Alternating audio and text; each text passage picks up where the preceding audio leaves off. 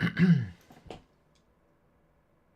everybody, good evening and welcome to the United Stands. I'm Mark Goldbridge and this is your latest Manchester United news as we unpack the big comments from Erik ten Hag, where apparently he's called everybody out as liars. We're not going to sell anybody this summer. Also injury news around Bruno, Rashford, McTominay and the prospects next season of bringing decent players in. We'll talk all about that, of course. But the headline tonight is Michael Olise, and the headline tonight is Goldbridge talking about Jadon Sancho, because I wasn't on the morning show, I wasn't on the afternoon show, and I did watch Jadon Sancho last night. You see what I did? Show, Sancho.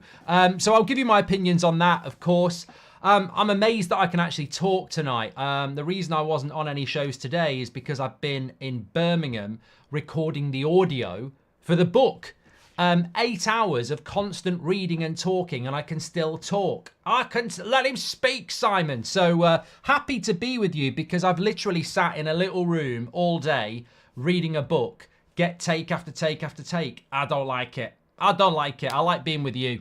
I like being with you lot. Okay, let's get into the show. We will unpack what Ten Hag has said. Look. Take a walk down Positivity Street. That's what we are. We're Positivity Street on the United Stand this week. We've had a fantastic week. The fly update, it's dead, Josh. Yeah, I couldn't believe it. Couldn't find it last night. Came downstairs when I got home, opened my door, turned the light on. It was crawling along the floor and I trod on it.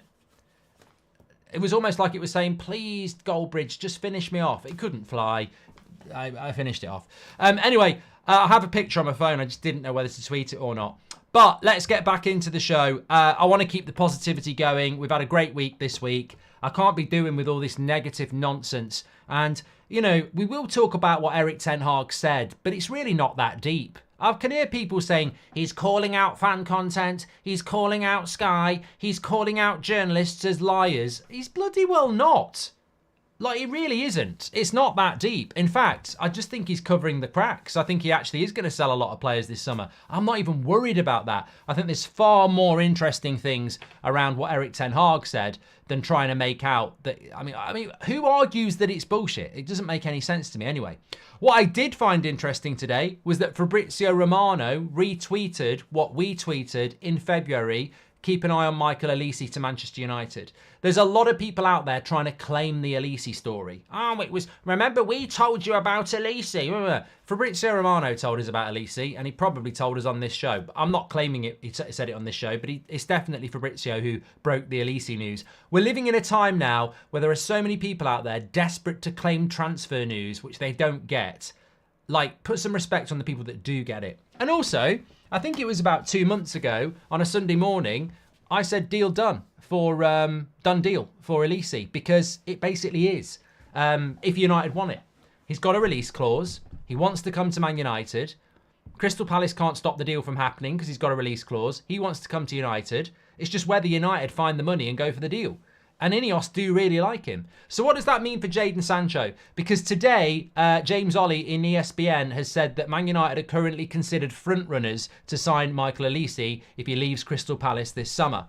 And that is the case. It's unclear how much, I'm still reading, it is unclear exactly how much a deal to sign Olise would cost, but the figure is significantly higher than the 35 million release clause in his previous contract. One source put the amount between 50 and 60 million pounds. It's closer to 50 million pounds. Again, this was broken by Fabrizio Romano about 3 months ago on this channel. It's about what you know. It's about what you remember. That release clause is closer to 50 million pounds. Some people keep trying pushing it up to 60, 65. It's closer to 50. And it's a deal that Man United can do. Do I want Olise at Manchester United? Yeah, I do. And I'm going to run a poll for you. And I'm going to run a poll for you right now. And I'm sorry, this is what we do. It's an either or. It's Sancho. It's Olise. Get in there. Let me know what your thoughts are. Because a lot of people have been messaging me today about Olise. I was listening to Beth this morning. I think Beth's conflicted. I think she would like Sancho back. I disagree with that. I'll tell you why.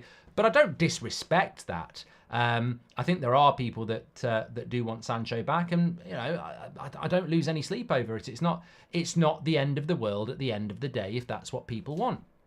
But look, on Olise, he is a creative winger who plays in a team where you defend a lot and he has to work. Whether it is Olise at Crystal Palace or it's Neto at Wolves, there is one thing that people do not take on board. They look at the player and they go, ooh, do they score enough? Ooh, do they create enough? But you know what they miss? Look at how hard they have to work in those teams. Wolves are probably boxing ahead of where they should be.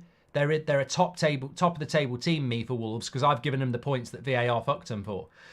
Crystal Palace are a bottom half team, and you've got to work. You can't be a winger in those teams if you don't work, because you'll be stood on the halfway line picking your nose. They don't have 70% possession. They play against better teams who have more of the ball. And if you're Olise and you're Neto, you're surviving on far less of the ball than someone like Saka does. Saka's obviously better than them. But what I'm saying is the grounding for these wingers is brilliant to move to the next level. We saw it with Jota when he went from Wolves to Liverpool. They have to work defensively hard in those teams because those teams defend a lot.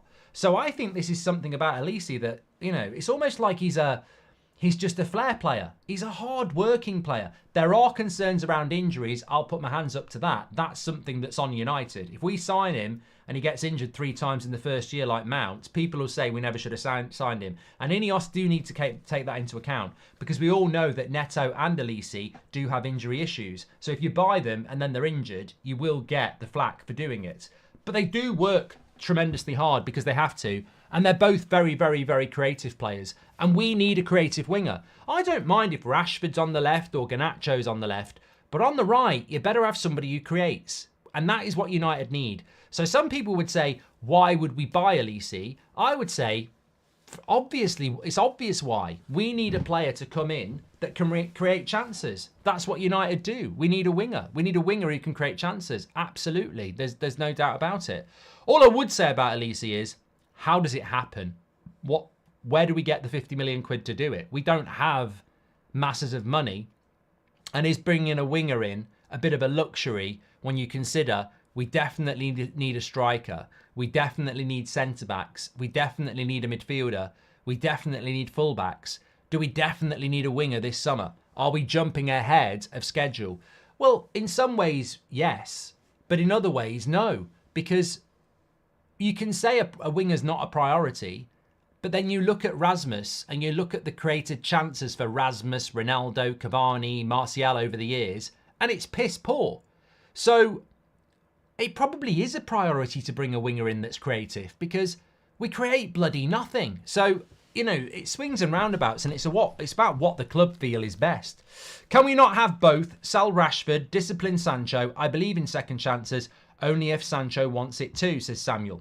How much for Malen? The right age group for Højlund to compete with. Versatile, and Dortmund already has Fulkrug and Moukoko. Contract up in 2026, says Sahel. 21 Nick P, welcome to the Members Club. You're a legend. Ernesto says the sad thing is Sancho and Greenwood would be considered in the unsellable list with Garnacho, Mainu and Højlund. I wish it worked out, says Ernesto. Oh, I'm going to give you my opinion on Sancho in a minute, and you might want to fasten your seatbelts because I'm not going to pull any punches. Abhijit says, Mark, Dortmund tactically gave Sancho freedom while Brandt and Adeyemi pressed. Pep's sale hints at doubts over Sancho's adaptability to the Premier League, where the game is not that open like Europe and players need to press. Very, very good tactical observation there by Abhijit. I mean, I wasn't going to bring it in, but I still didn't see an amazing amount of defensive work from Jadon Sancho yesterday. I saw it from other people. And in the Premier League, like we were just talking about Olise, like we talk about Garnacho, you've got to work hard. And look, did Sancho ever defensively work hard for United? Not never, but not a lot. Good evening, Mark. I've pre-ordered the audiobook. Sean, good. At least I've done something for today. Sergeant says, Olise is not for sale. He sort of bloody is, mate, because he's got a release clause. So whoever's saying he's not for sale, of course he's for bloody sale. He's got a release clause. What do you think that's all about? I don't want either, to be honest. We have Anthony and Ahmad on the right, Garnacho and Pellistri on the left. Sal Sancho and Rashford. 4 wingers is enough, says Sheriff. Well, Pellistri's going, mate.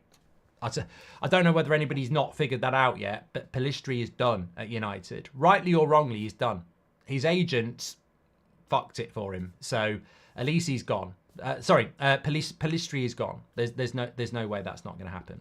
Right, let me give you my thought. I want to talk about what Ten Hag had to say, and I'm doing Spurs against Chelsea at 7:30. It's a 7:30 kickoff. I thought it was an 8 o'clock kickoff, so I need to move through the show quickly tonight. Keep the tempo up. You've got to pump it up. What are my thoughts on Jadon Sancho? So look, first of all, played really well last night. I don't do agenda. I don't do stubbornness, unlike Sancho. Joke. No, I don't. And he played well. He did play well. I mean, he absolutely obliterated Mendes on more than one occasion. He should have had an assist when Fulkrug put it over the bar. As an attacking outlet, he played really, really well. But you know what? Let's see what he does in Paris, because he'll have to defend there. Let's see what he does in Paris, because I want to see if he can do the defensive work. Because I mean, look, watching, if I'm being honest, right? I know there are United fans that got really excited. Bring him back, you know, fine. Okay, but let me just give you my honest assessment, right?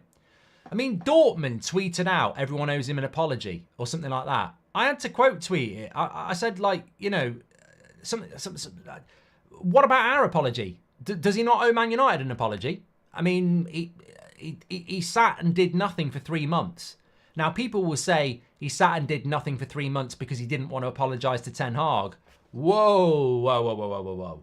I seem to remember Manchester United and the Busby Babes. I remember the Trinity. I remember Brian Robson. I remember the class of 92. I remember Rooney. They played for the badge because they loved the club. I couldn't give a shit if you fell out with Ten Hag. What about us? What about this great football club? What about putting aside whatever bitchy fest you've got going with Ten Hag? Just swallow it and get on with the game, playing for Man United. I'm not comfortable with that. The minute you say, well, I don't mind him not playing with us for 3 months because he had a problem with Ten Hag. I'm sorry, I do. I don't care about Ten Hag. I don't care about Sancho's beef with Ten Hag. You're a Man United player, and this club means fucking far more than some bitch fest with the fucking manager or falling out about a tweet. Like, just apologise, get back in the team and prove him wrong that way. And you know, serve the club and the fans, because that's what Man United's all about. That's a big issue for me.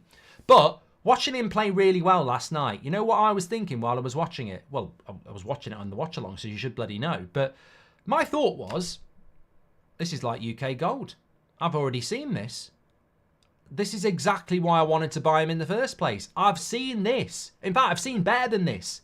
I've seen Sancho do this for Dortmund in the Champions League before he signed for Man United. I've already seen this. So people getting excited about it, I'm like, well, I'm not. It's all sports news. I'm not shocked. He's a good player. He is a good player. In a Dortmund system, he's a good player. I've seen this before. Like, so really what you're saying is, do you want to give a player a second chance who's had 2.5 years in a Man United shirt, not delivered, had 2 major periods of not even playing, has been late for training? Do you want to give him a second chance? That's the question. I don't think last night was anything different to what we saw 4 years ago. He is a talented player. Like, I was very, very excited to sign Sancho. I was happy to pay £75 million because what I saw last night, I was seeing week in, week out before we bought him. He is very, very talented. The question is, do you want to give him a second chance? And the question is, do you think he can do it in the Premier League? Because people say, in the right team, he's a brilliant player. I don't know what the right team in the Premier League is. Because people will say, put him in a Klopp team and he'll cook. And I'm like, well, he's still going to have to track back and work hard. Is he capable of doing that? You put him in a free role and say, stay on the right wing, he'll cook. You ask him to, you know, work hard consistently, game in, game out in the Premier League. Well, we haven't seen that before. So it's a huge risk. It's a huge risk. I believe United will move him on. And I think it's best for him to move on. My big issue with Sancho is I can't move past the 3 months where he sat playing computer games.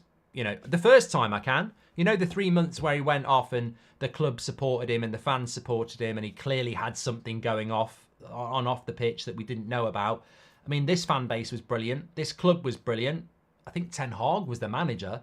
I've never known that before. It was what, September till January, no injury, just went off, obviously got issues going on. The club paid his wages, the fans supported him, the club supported him.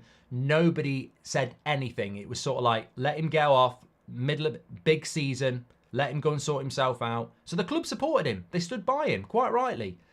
The one that bothers me is the one where he tweets and then refuses to apologise and doesn't play for United for 3 months in the biggest injury crisis we've ever had. That is a problem for me, because there's just no way David Beckham does it. There's no way Wayne Rooney does it. They just wouldn't do it. They'd be like, I want to play. How do we get to play? And that's my problem with Sancho. And I can't lie. If that wasn't there, then would I take a risk on him? I might.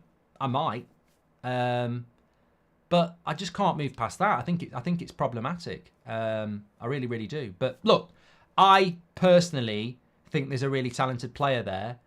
I'm questioning whether he can do it in the Premier League. That would be the challenge. I'm not surprised he's doing it for Dortmund. I mean, look at even on the very simplest of terms, he's already done it for Dortmund. He's already proven for Dortmund. So it's not a surprise he's doing it for Dortmund. And on top of that, he's got a point to prove. A player with a point to prove is a very powerful thing. The real players do it when they don't have a point to prove. They do it week in, week out because they're consistent and they're good players. And I don't know whether Sancho is that. I really don't. I personally think he needs a move. I personally think Man United's not... It's not good for him to come back to Man United. I don't think it is good for him to come back to Man United. I think he needs to build his career elsewhere. And that is why I think United will look at someone like Olise and moving him on. But I've got total respect for people that would bring Sancho back. It's only an opinion. It's not a wrong opinion. I mean, he's not done anything terrible. He tweeted something and then refused to apologise in a fallout with the manager and didn't play for 3 months. He was late to training a few times. He's been inconsistent in a Man United shirt. I mean, it's not crime of the century. Some people would say I'd still bring him back. Some people would say no, thank you. I mean, it really isn't that deep. We don't need to fall out about it. If you want him back, that's fine. I haven't got a problem with that. I just think that, one, I don't think United will do it. And two, I don't really think it's the best move for everybody, if I'm being honest. Beth's take on Sancho, I don't agree with, respectfully, says Sumi. Are we catering our club to suit specific players, or are we getting players that suit us? The whole Sancho played well for Dortmund against PSG is moot, says Sumi. Look, I wouldn't have him back because I think he's had his chance. People forget he had a year before Ten Hag was even here. And then he's had another year and a half under Ten Hag. So he's had 2.5 years at United. I think he's had his chance. I think especially for Ineos, you've got to draw in the line under the sand. They've got to be different from everybody else. I think Ineos have got to come in and say, no, we're not doing second chances anymore. This is a new Man United with the very peak of professionalism and mentality and consistency. The fact that they're talking about Rashford leaving, well, I think Rashford's attention to the football club is far, far superior than Sancho. And people will say, well, look at Rashford with Belfast and stuff like that. But Rashford has got a CV at United. He does work hard in training. I don't think he's been late for training apart from the time when he was in Belfast. But look, I just don't see Ineos looking at Jadon Sancho and going, this is a project that's worth fighting for, when we're trying to remove potential issues and create a different mentality. I just don't think they'll do it, really. And also, if you sign Olise, why the hell would you keep Sancho? It doesn't make any sense. Reese has gifted a membership. Thank you very much. Same goals assists than Anthony in a crap United side, says 90 Stephen. Look, honestly, I don't want to go there because he played well last night, but he hasn't been playing like that week in, week out for Dortmund. Like, he hasn't. You know, even in the in the quarterfinal against Atletico Madrid, he wasn't the star player. Last night he played very well though. I know we need a right winger, but I would focus on different positions first, says Cameron. No Olise, there's a reason he plays for Palace, says Not Now Dave. Is there a reason that Branthwaite plays for Everton then? I mean, was there a reason that McAllister was playing for Brighton? I mean, that's a very elitist thing to say, Not Now, Dave. Sancho was a shirt signing, like many others, says Carlos. 21 Nick P has just gifted 5 memberships, by the way. What a legend.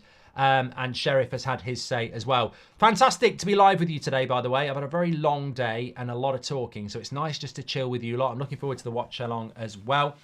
He already had his second chance. All the best to him at Dortmund or wherever. Time to move on, says Sakin. Thank you very much. Okay, let's move on. I mean, by all means, bring it back. In the poll at the moment, either or, Sancho or Olise, I've got to confess, it's a lot higher than I thought it was for one player. I thought this would be 60-40.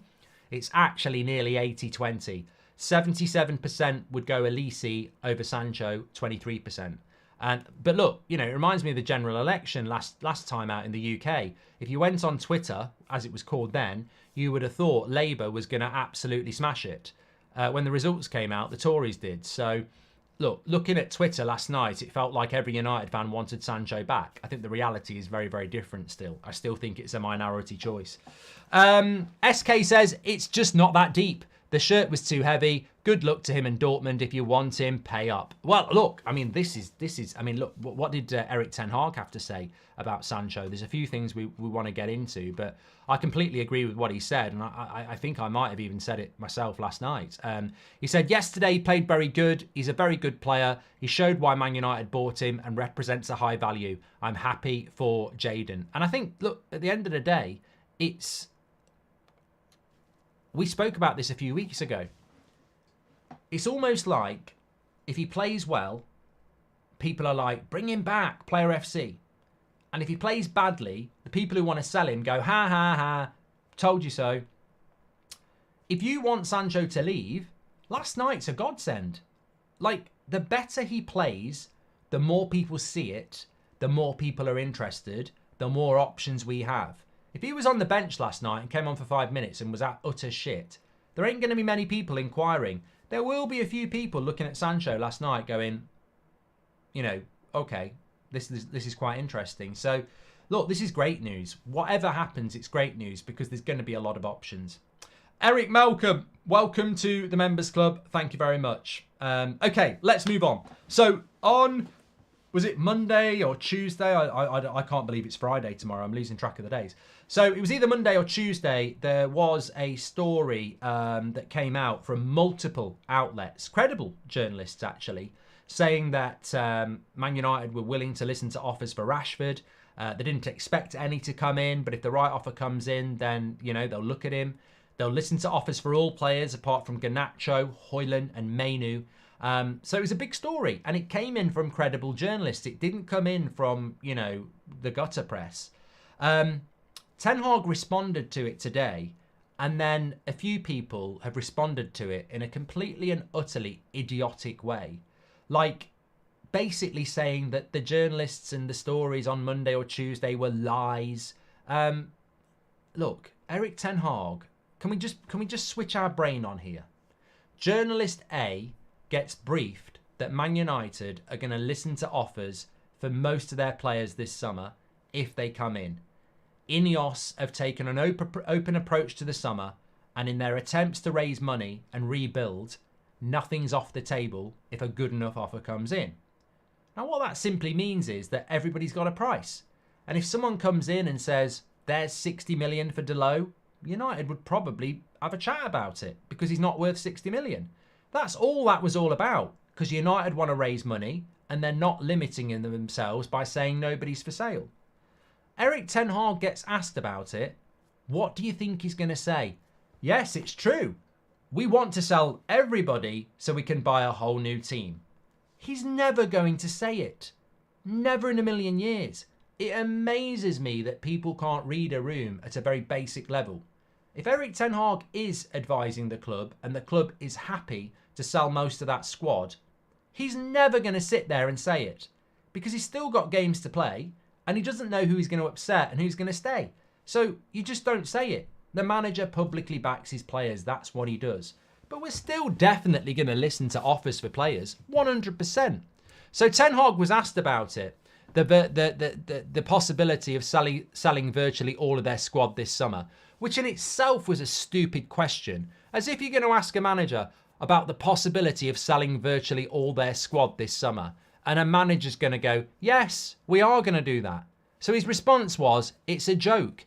Every window, it said 200 players get an interest from United. It's untrue. Every summer it is said we have all the players in our squad. We sell all the players in our squad, which is untrue. And that was it.